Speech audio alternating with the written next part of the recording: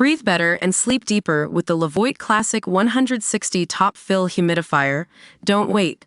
Check out the link in the video description to get your Levoit Top Fill Humidifier on Amazon today and enjoy a healthier, more comfortable home. Breaking news from Hawaii Volcanoes National Park. The Kilauea Volcano has just entered its fourth eruptive episode this week, shooting lava up to 330 feet into the air. That's right, folks. We're talking about some serious volcanic action here. According to the United States Geological Survey, or USGS Hawaiian Volcano Observatory, this latest eruption began on December 23rd and remains confined to the park, posing no immediate threat to nearby communities. However, it's worth noting that the eruption has been quite active, with periods of increased and reduced activity. The current phase started with a sluggish lava flow from the volcano's north vento, which then transitioned into more vigorous fountaining from both the north and south vents. Field observations earlier this week recorded fountain heights of up to 330 feet, but thankfully, activity has since moderated, with fountain heights now decreasing to between 140 and 160 feet. The lava flows are confined to the southwest crater floor near the active vent so while it's still a concern, the situation is being closely monitored.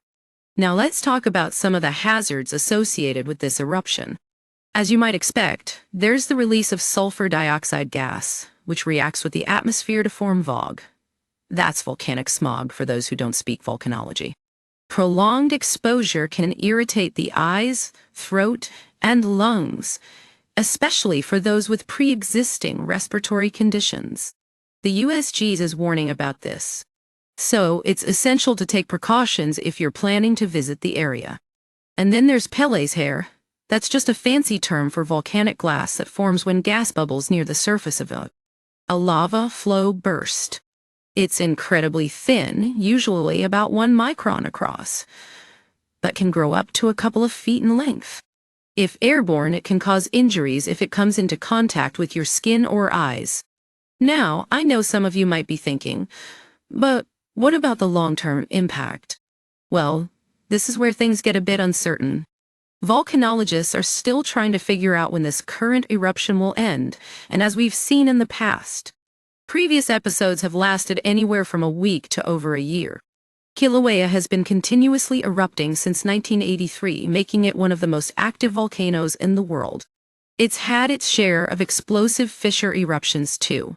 Remember that series of eruptions in 2018? Yeah, it was intense.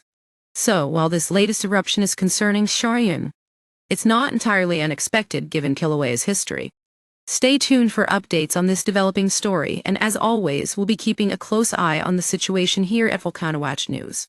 We'll bring you more news as it breaks, so be sure to subscribe to our channel for the latest updates from around the world of volcanology.